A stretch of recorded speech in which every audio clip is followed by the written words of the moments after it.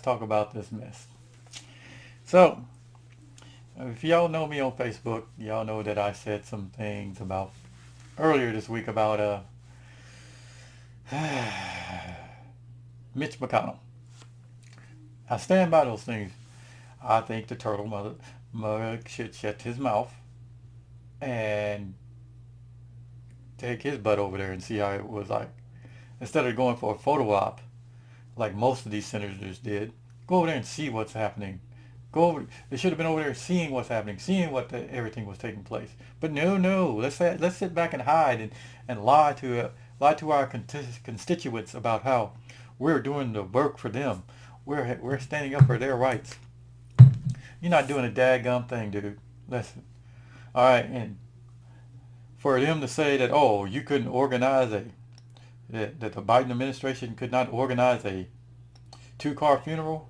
Let's see. Let's put this in perspective. How long have y'all been trying to balance the budget? And how long have you been in office?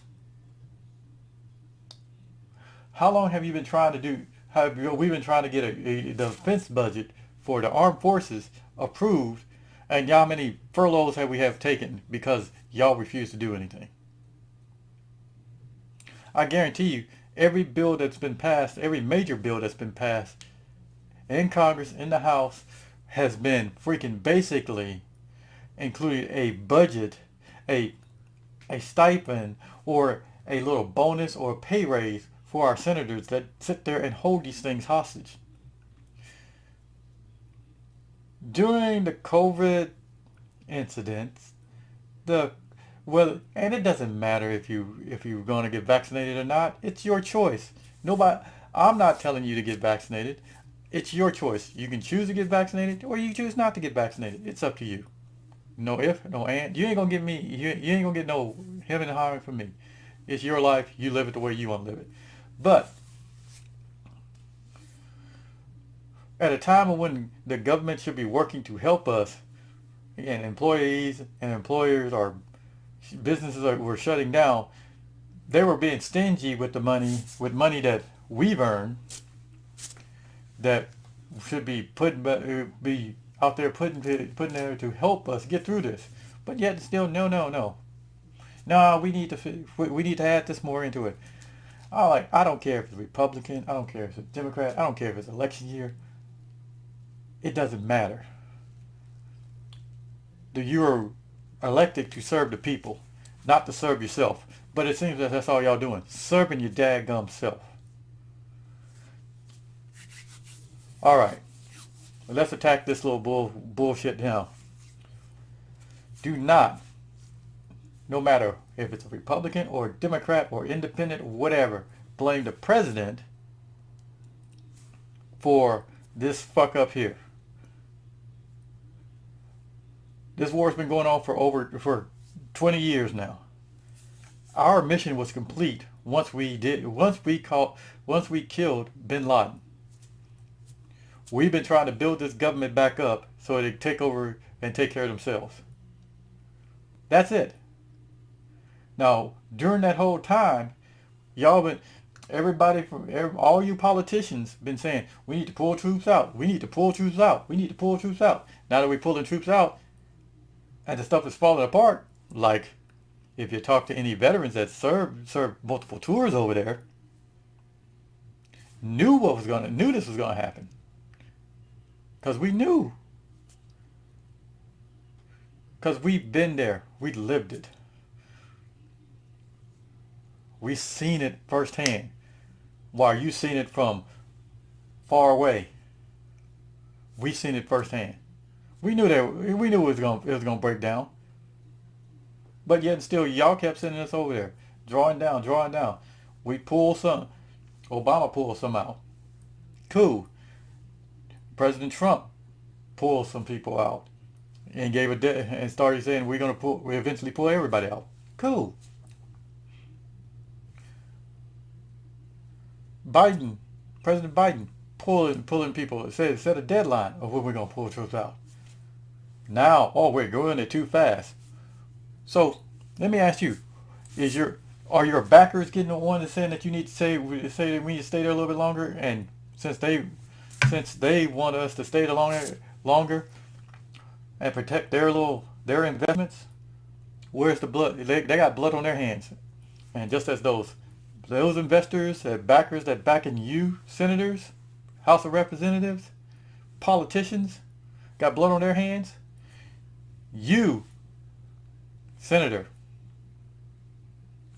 House of Representative, have blood on your hands.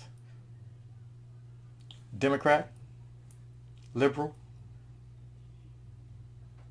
Republican, Tea Party, whatever party you claim, you got blood on your hands.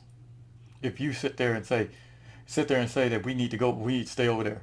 These people have been fighting for years, centuries. It's not going to end in just 20 years.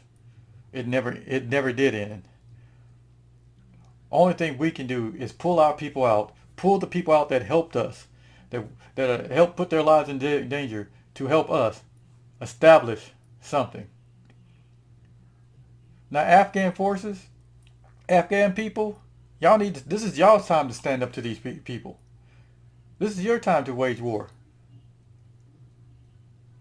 But yet and still, you sit there and want us to help you, and then you don't, and help you and back you, and you're gonna be standing like you that little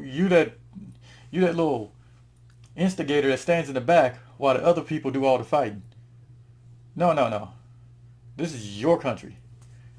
Time for you to step up and take charge of it. If you don't want the Taliban to be ruling you, then you need to stand up.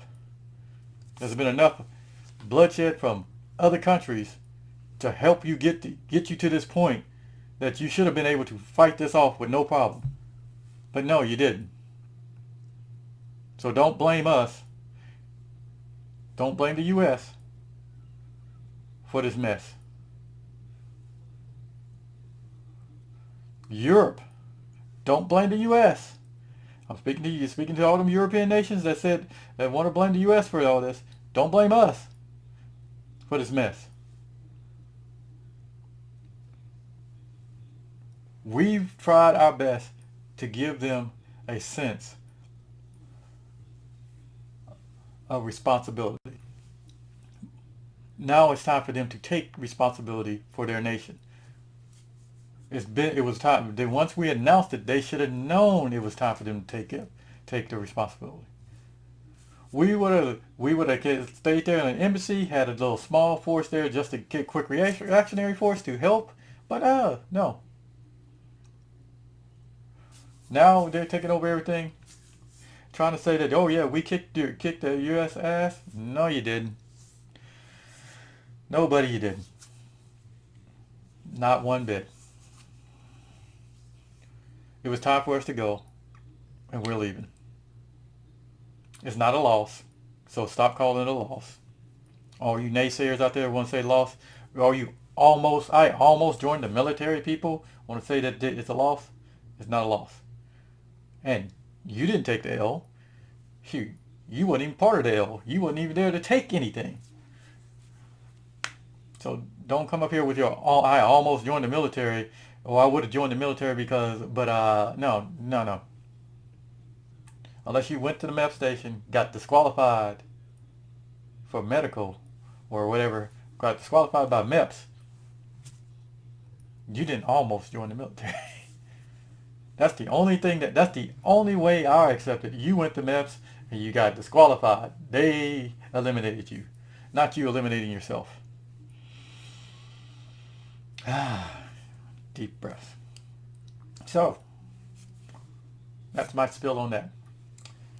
Y'all have a good one.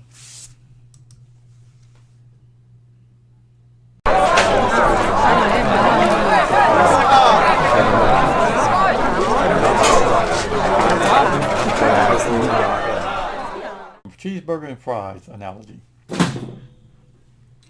It's like this.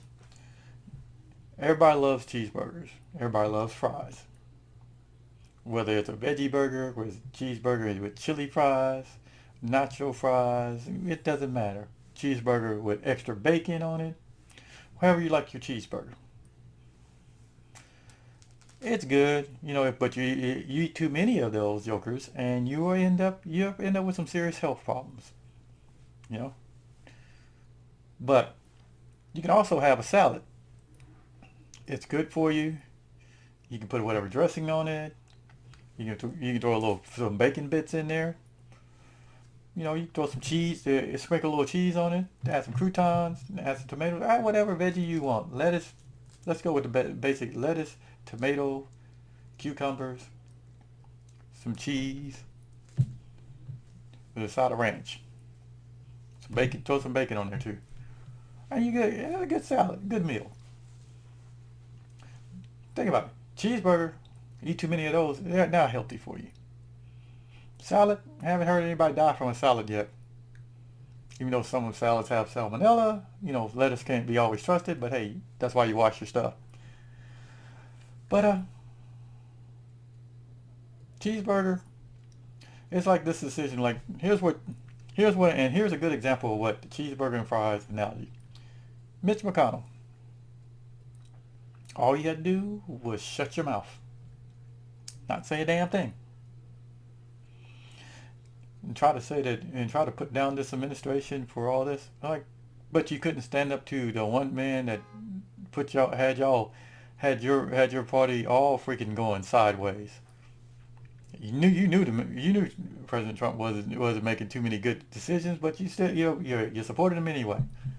I need that same kind of support for every person that's elected to office, to the highest office in the land. I don't need that sometimes support because he's part of your political party. I need that support all the time. And when he messes up, that's when you should be able to pull him to the side or pull him and her to the side and say, hey, this is not a good decision. But that's neither here nor there. So you chose the cheeseburger and opened your mouth and said that that this administration could not organize a 2-car funeral. Bitch, you can't even balance a budget. You look like a freaking turtle out of a shell.